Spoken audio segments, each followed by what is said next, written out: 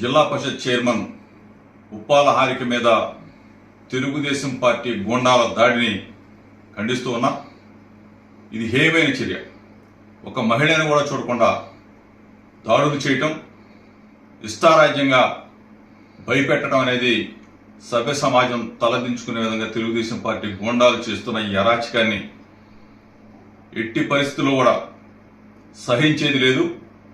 నా సోదరి ఉప్పాల హారిక నా రక్త సంబంధికురాలు, నా బడుగు బలహీన వర్గాల ఒక మహిళ, నా గౌడ కులస్తురాలు.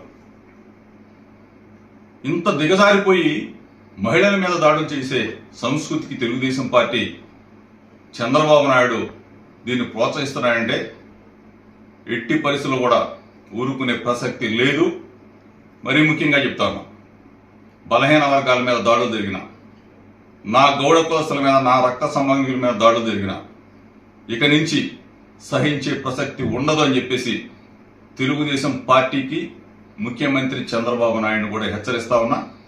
రేపు జరగబోయే పరిణామాలు ఏ విధంగా ఉంటాయో దానికి ఆజ్యం మీరే పోస్తా ఉన్నారు.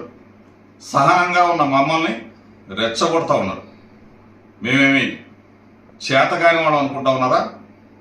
గౌడు కులస్తులంటే దద్దమ్మలు అనుకున్నారా చంద్రబాబు నాయుడు గారు? ఇది హేయమైన చర్య. తక్షణం ఇటువంటి దాడులను ఆపండి, లేకపోతే తెలుగుదేశం పార్టీకి, చంద్రబాబు నాయుడికి బుద్ధి చెప్పవలసిన రోజు దగ్గరలోనే ఉందని చెప్పేసి తెలియజేస్తా ఉన్నా, హెచ్చరిస్తా ఉన్నా.